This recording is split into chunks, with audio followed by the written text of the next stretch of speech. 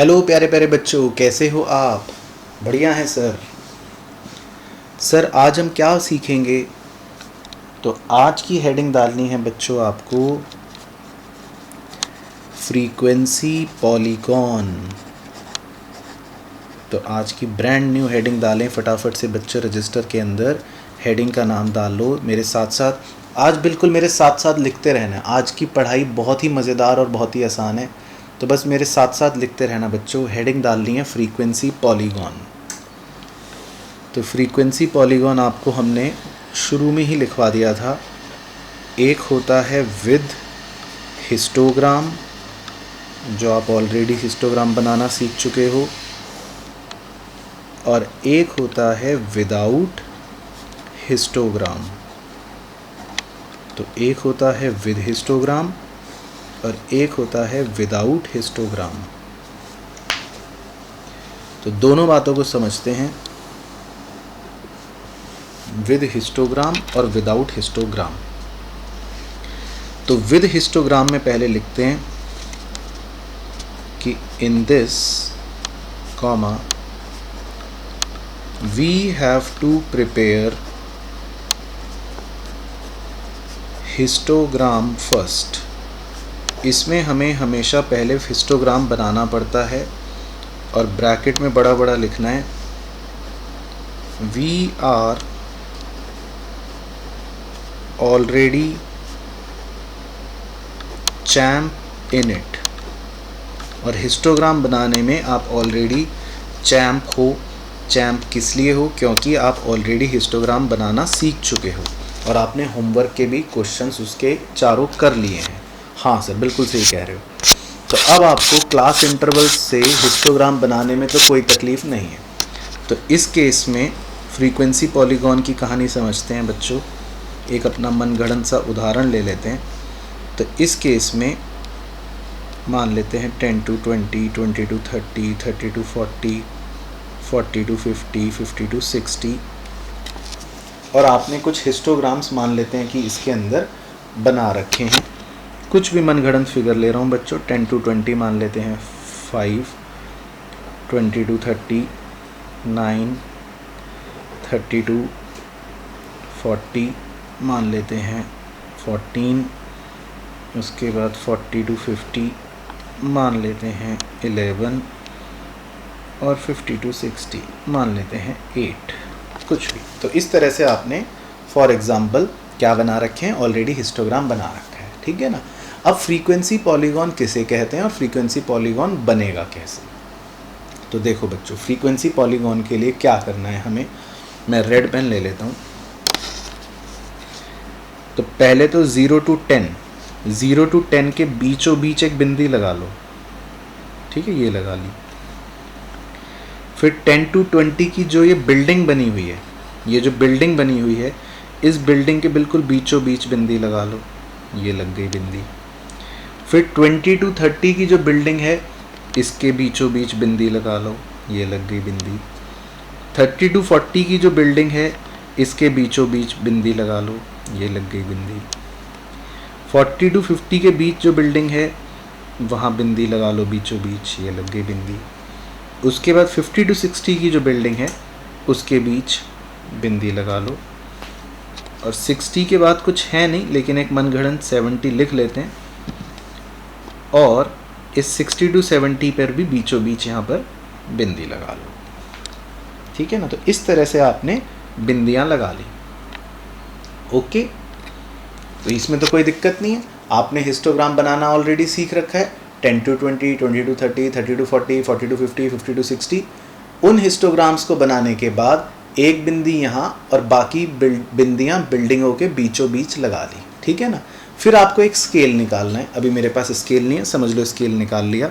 और इन लाल बिंदियों को जोड़ लो, स्केल से जोड़ना है, ठीक है। इसे किससे जोड़ना है? स्केल से। तो ये बिल्कुल सीधी लकीर है, बिंदी टू बिंदी, ऐसा समझ लो कि स्केल से आपने इसको जोड़ दिया, ठीक है ना। तो बस ये जो लाल कलर की लाइन बन गई, इस लाल कलर की लाइन को बोलते हैं फ्रीक्वेंसी पॉलीगॉन। बस ये है कॉन्सेप्ट। तो इस लाल कलर की लकीर को बोलते हैं फ्रीक्वेंसी पॉलीगॉन। और ये जो काले कलर की बिल्डिंगें हैं ये तो आपको पता ही है, इसे क्या बोलते हैं, हिस्टोग्राम।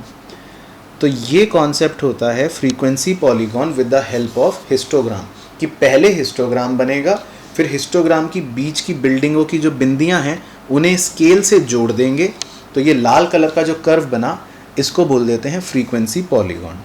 तो मैं उम्मीद कर रहा हूँ बच्चों आपको बहुत ही आसान लगा होगा और समझ में आया होगा। ठीक है ना, क्लियर हो गई कहानी? हाँ जी सर। चलो आगे नेक्स्ट है साइड में विदाउट हिस्टोग्राम, कि सर हमें हिस्टोग्राम नहीं बनाना ना, तो क्या करेंगे? चलो तो सबसे पहले लिखो इसमें विदाउट हिस्टोग्राम में always calculate mid points of class interval. इसमें आपको सबसे पहले मिड पॉइंट्स कैलकुलेट करने हैं क्लास इंटरवल्स के। ठीक है ना, तो मिड पॉइंट्स में तो आप चैम्प हो, मिड पॉइंट कैसे कैलकुलेट करते हैं? आओ भी निकलवा ही लेते हैं, इसमें क्या दिक्कत है। मिड पॉइंट्स कैसे कैलकुलेट करेंगे? तो अब देखो, अब 0 to 10 जो मान लो शुरू का है, इसका मिड पॉइंट क्या होगा? 0 to 10 का मिड पॉइंट, इसका मिड पॉइंट क्या होगा? 5। तो मान लो आपने यहाँ पे मार्क कर लिया 5। फिर 10 to 20 का मिड पॉइंट क्या होगा? 15। फिर 20 to 30 का मिड पॉइंट क्या होगा? 25। इसी तरह आप हर क्लास इंटरवल के मिड पॉइंट्स लिखते चलोगे। ठीक है ना, हर क्लास इंटरवल के मिड पॉइंट लिखते चलोगे, तो हो गए 65 तक। तो ध्यान रखना है इस बार आपको एक्स एक्सिस पर क्या लिखने हैं? मिड पॉइंट्स लिखने हैं। बस ये ध्यान रखना है कि आपको दे तो रखे होंगे class interval, but always calculate mid points of class interval. आप सबसे पहले क्लास इंटरवल के क्या निकालोगे? मिड पॉइंट्स निकाल लोगे। तो ये आपको मिड पॉइंट्स दे रखा है ना। अच्छा, अब बिल्डिंगें नहीं बनानी, ध्यान रखना है बच्चों, बिल्डिंगें नहीं बनानी, नो बिल्डिंग विदाउट हिस्टोग्राम। तो बिल्डिंगें तो बनेंगी नहीं, तो अब क्या होगा? अब यहाँ पर जो बिंदी थी 0 to 10 के बीचों बीच बिंदी लगा रखी थी ना, तो वो तो 0 यहाँ बिंदी लग गई, 5 की बिंदी। उसके बाद 10 to 20 की जो बिंदी थी 5 पे, तो वो यहाँ पर बिंदी आ जाएगी। फिर 20 to 30 की जो ये बिंदी थी 9 वाली बिंदी, वो यहाँ पर आ जाएगी। 30 to 40 की जो बीचों बीच की बिंदी थी 14, वो यहाँ पर आ जाएगी। उसके बाद 40 से 50 के बीच में जो ये बिंदी थी वो यहाँ पर आ जाएगी। 50 से 60 के बीच में जो ये बिंदी थी वो यहाँ पर आ जाएगी। और 60 से 70 के बीच की ये बिंदी 65, वो नीचे आ जाएगी। ठीक है ना, तो जो वो फ्रीक्वेंसीज थी वो तो अभी भी वही रहेंगी। ये 5 है, ये अभी भी 9 है, ये अभी भी 14 है, ये अभी भी 11 है, ये अभी भी 8 है, ये तो चलो 0 है। मतलब बस वो जो पहले इस डायग्राम में काली काली कलर की बिल्डिंगें थी वो यहाँ पे गायब हो गई, बाकी पूरा प्रोसेस सेम। फिर स्केल से हम इन बिंदुओं को जोड़ देंगे, स्केल से। ठीक है ना, स्केल से ये बिंदियाँ जुड़ गई, तो बस इसको बोलते हैं फ्रीक्वेंसी पॉलीगॉन। अब क्या लिखना, तो समझ ही गए। तो मतलब बिल्कुल 100% सेम। ओ गॉड, मतलब कि ऐसा समझ लो कि कोई VFX इफेक्ट कर दे और इसी डायग्राम में अचानक से पीछे की ये काली बिल्डिंगें गायब हो गई, टैं टैं टैं, तो अचानक से बिल्डिंगें गायब हो गई, तो कैसा दिखेगा डायग्राम? ऐसा दिखेगा। तो इसको बोलते हैं फ्रीक्वेंसी पॉलीगॉन विदाउट हिस्टोग्राम। तो फ्रीक्वेंसी पॉलीगॉन जो होता है बच्चों, वो 2 प्रकार का हो सकता है। विद हिस्टोग्राम होगा तो पहले क्लास इंटरवल्स के साथ हिस्टोग्राम बनाना है, बस इसमें ध्यान रखना है क्लास इंटरवल्स के हिसाब से हिस्टोग्राम बनेगा। फिर बीच बीच की बिंदियां मार्क हो जाएंगी और लाइन बन गई। लेकिन विदाउट हिस्टोग्राम में इस बात का ध्यान रखना, कई बच्चे ये गलती करते हैं, वो मिड पॉइंट ही नहीं निकालते और जल्दबाजी में शुरू हो जाते हैं, तो फिर गलत हो जाएगा। विदाउट हिस्टोग्राम में पहले आपको मिड पॉइंट्स निकालने हैं, ताकि मिड पॉइंट्स जो लिखोगे उन्हीं के ऊपर सीधा सीधा बिंदियां बन जाएंगी, उन्हीं के मिड पॉइंट्स के ऊपर ऊपर सीधा सीधा बिंदियां बन जाएंगी। फिर उनको स्केल से ज्वाइन कर देंगे, काम खत्म हो गया, बन गया बस। तो ये कॉन्सेप्ट होता है जरा सा फ्रीक्वेंसी पॉलीगॉन बनाने का। तो बस ठीक है, क्लियर? तो ये आप अपने रजिस्टर में सुंदर सुंदर इसी प्रकार से ड्रॉ कर लेंगे। इसके बाद नेक्स्ट हेडिंग डालनी है फ्रीक्वेंसी कर्व। फ्रीक्वेंसी कर्व, जिसको प्यार से स्मूथ्ड फ्रीक्वेंसी कर्व भी कहते हैं। तो ये हेडिंग डालो फटाफट रजिस्टर में, फ्रीक्वेंसी कर्व या स्मूथ्ड फ्रीक्वेंसी कर्व। तो इसमें क्या होती है कहानी? इसकी कहानी बहुत ही सिंपल है। इसमें सबसे पहले हिस्टोग्राम तो बनेगा ही बनेगा क्लास इंटरवल्स के हिसाब से, ठीक है ना। तो मान लेते हैं, वही ले लेता हूँ एग्जाम्पल अपना पुराना वाला, थोड़ा सा एक्सप्लेन करने के लिए, और क्लास इंटरवल बढ़ा लेता हूँ, ठीक है ना। तो 10 to 20 ये बिल्डिंग है, 20 to 30 कोई बिल्डिंग होगी, 30 to 40 कोई बिल्डिंग होगी, 40 to 50 कोई बिल्डिंग होगी, 50 to 60 की कोई बिल्डिंग होगी, 60 to 70 की कोई बिल्डिंग होगी, और इसी तरह 70 to 80 की भी कोई बिल्डिंग होगी, ठीक है ना। तो हिस्टोग्राम तो बच्चों आपको वैसे ही बनाने जो भी क्वेश्चन में दिया होगा, और इसमें तो हमेशा क्लास इंटरवल दिए होंगे, क्लास इंटरवल के हिसाब से आप हिस्टोग्राम सबसे पहले प्रिपेयर कर लोगे, ठीक है ना। उसके बाद का स्टेप क्या है? उसके बाद का स्टेप वही है, 0 to 10 के बीच में बिंदी लगा ली, 10 to 20 की बिल्डिंग के बीच में बिंदी लगा ली, 20 to 30 की बिल्डिंग के बीच में बिंदी लगा ली, 30 to 40 की बिल्डिंग के बीच में बिंदी लगा ली, 40 to 50 की बिंदी लग गई, 50 to 60 की बिंदी लग गई, 60 to 70 की बिंदी लग गई, 70 to 80 की बिंदी लग गई, और लास्ट में अपने आप एक 80 to 90 बनाकर उसके भी बीचों बीच में यहाँ पर बिंदी लगा दी। तो इतना भी स्टेप सेम हो गया है ना, बिल्डिंगों की बिंदियाँ भी लग गई। तो मतलब फ्रीक्वेंसी पॉलीगॉन का जो ये इतना स्टेप था यहाँ तक तो बिल्कुल सेम हो गया। तो अब आपको मन में लग रहा होगा तो सर फ़र्क क्या है, इसमें भी बिंदियाँ, इसमें भी बिंदियाँ, इसमें भी हिस्टोग्राम, इसमें भी हिस्टोग्राम। हाँ बच्चों, बात तो इतनी सही है, फ़र्क तो अभी तक तो कुछ नहीं है। इसमें भी ये काली बिल्डिंग है, हिस्टोग्राम ही है, लाल लाल बिंदियाँ भी लगा दी। अब ध्यान से सुनना बच्चों, सब बच्चे ध्यान से सुनना।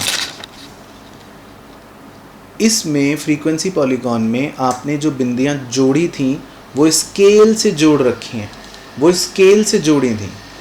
लेकिन इसमें आप अपना हाथों से फ्री हैंड बस स्केल का इस्तेमाल नहीं करना, इसीलिए इसको बोलते हैं स्मूथ फ्रीक्वेंसी कर्व। मतलब ये अपना फ्री हैंड बनाना है, जो बने, स्केल की इसमें ज़रूरत नहीं होती। तो बस अपना फ्रीली जोड़ते रहो बिंदियों को बिना किसी भी स्केल की मदद के, बस।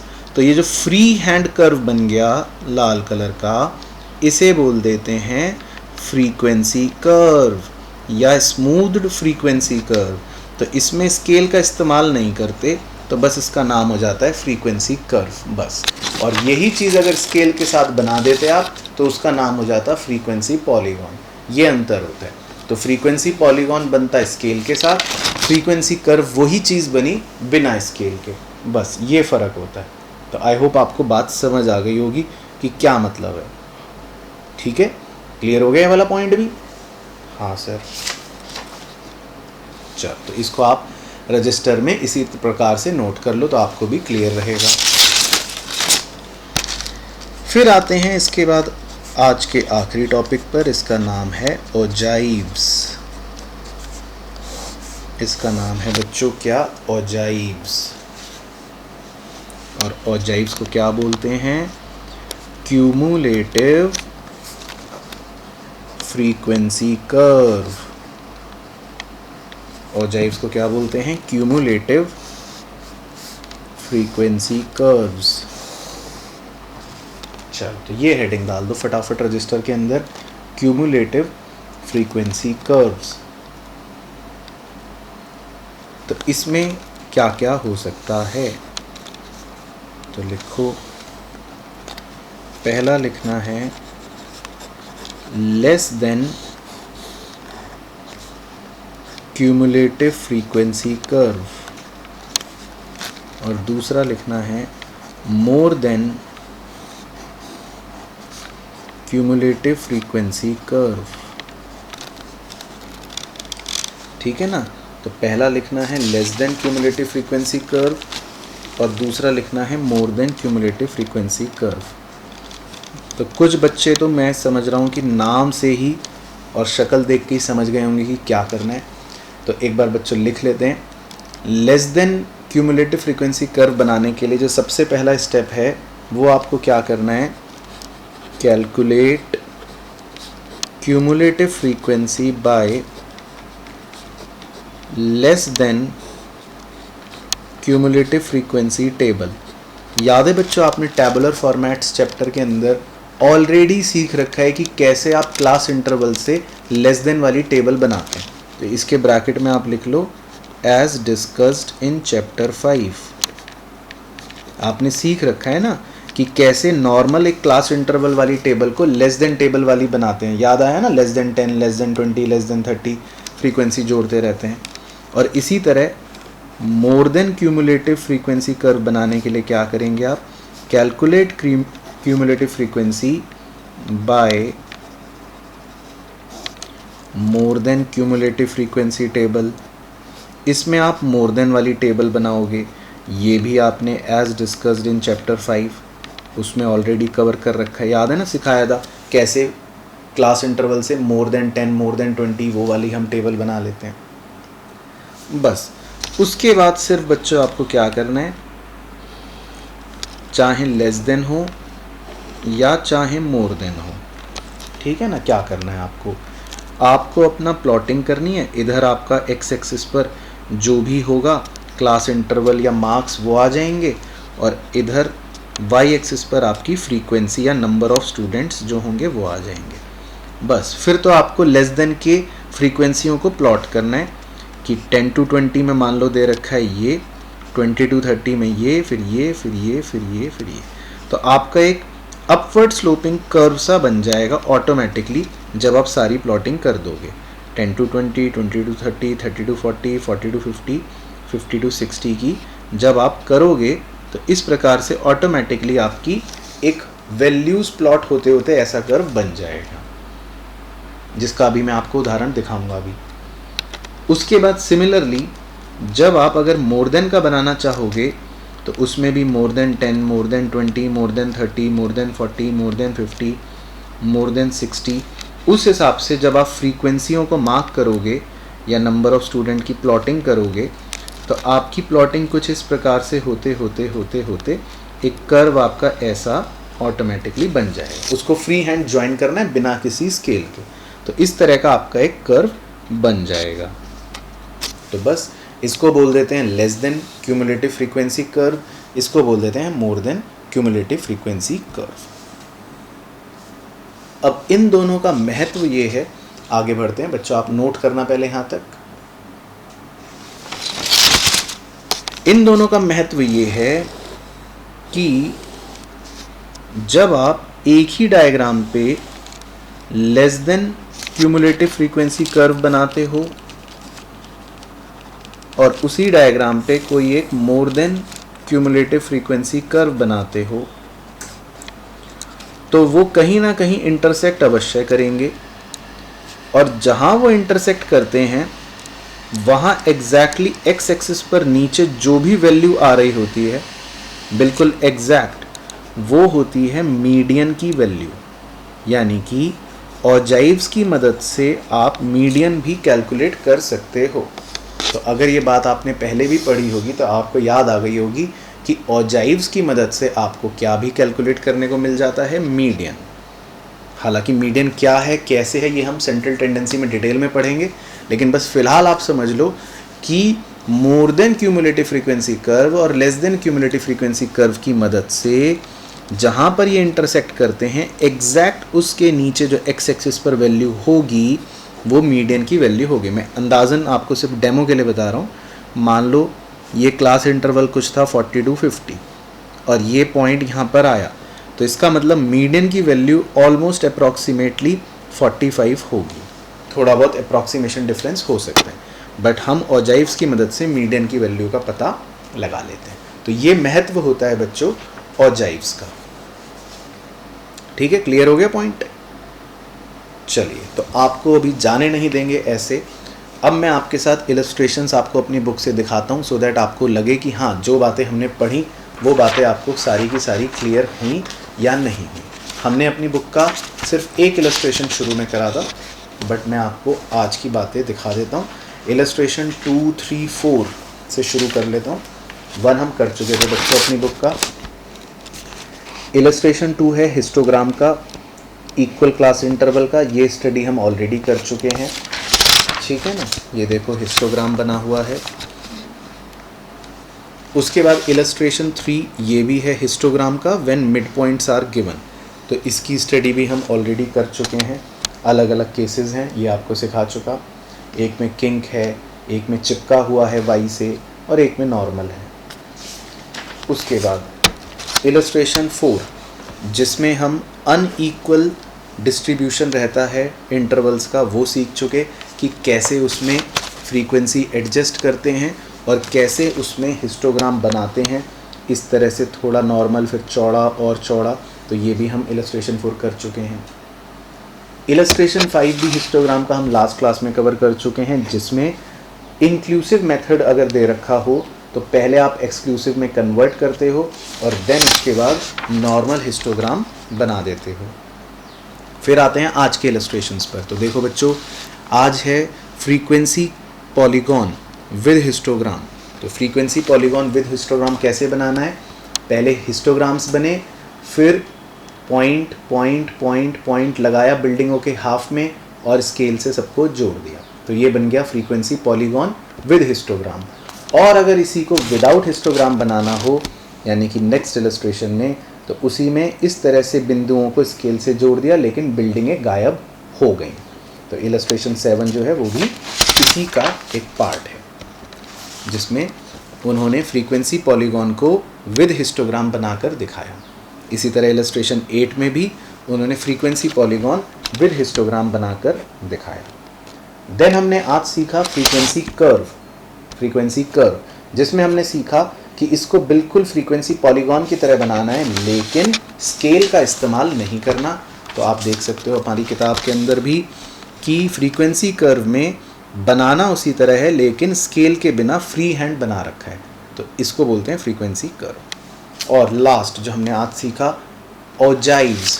तो उसमें देखो बच्चों क्या करना है। इलस्ट्रेशन 9 ऑजाइव पर आधारित है। ये हमारी एक नॉर्मल क्लास इंटरवल और फ्रीक्वेंसीज़ की टेबल दे रखी है। तो क्या करा, देखो ध्यान से। इसी टेबल को पहले लेस देन वाली टेबल में कन्वर्ट करा और इसी को मोर देन वाली टेबल में कन्वर्ट करा। ये हम ऑलरेडी चैप्टर 5 में पढ़ चुके हैं। अगर किसी को डाउट है वो उस वीडियो को रेफ़र कर लेना। देन उसके बाद क्या करना है, हमें लेस देन वाली फ्रीक्वेंसीज़ को प्लॉट करना है, तो ये कर्व आ जाएगा। मोर देन वाली फ्रीक्वेंसीज़ को प्लॉट करना है, तो ये कर्व आ जाएगा।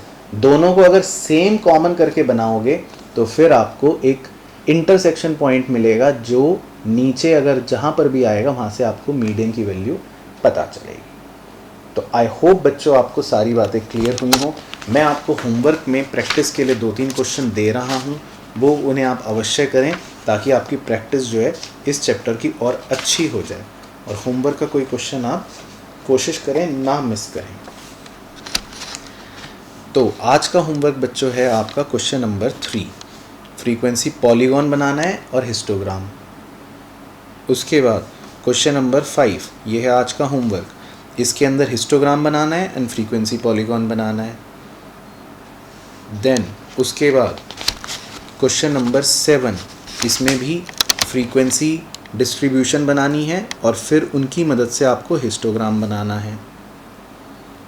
उसके बाद 3 क्वेश्चन हो गए। क्वेश्चन नंबर 9, इसमें आपको हिस्टोग्राम बनाना है एंड फ्रीक्वेंसी पॉलीगॉन। ये आप प्रैक्टिस ज़रूर करना। और सबसे बढ़िया इम्पॉर्टेंट क्वेश्चन नंबर 10, ऑजाइव का लेस देन भी बनाना है, मोर देन भी बनाना है, ठीक है ना। क्लास इंटरवल दे रखी है। इसी तरह क्वेश्चन नंबर 11 होमवर्क, इसमें आपको लेस देन वाला ऑजाइव बनाना है। क्वेश्चन नंबर 12 होमवर्क, इसमें भी आपको लेस देन वाला ऑजाइव बनाना है। तो अब आपको इतने क्वेश्चंस होमवर्क में कंप्लीट करने हैं सो दैट सारी स्टडी हमारी ओवर हो सके जितना हमने पढ़ा। इन 5 पॉइंटों में कोई भी दिक्कत नहीं होनी चाहिए। तो प्लीज़ अपना होमवर्क बच्चों कंप्लीट करना रजिस्टर में सुंदर सुंदर। आज के लिए बस इतना ही करना है, मिलेंगे आपसे नेक्स्ट लेक्चर में।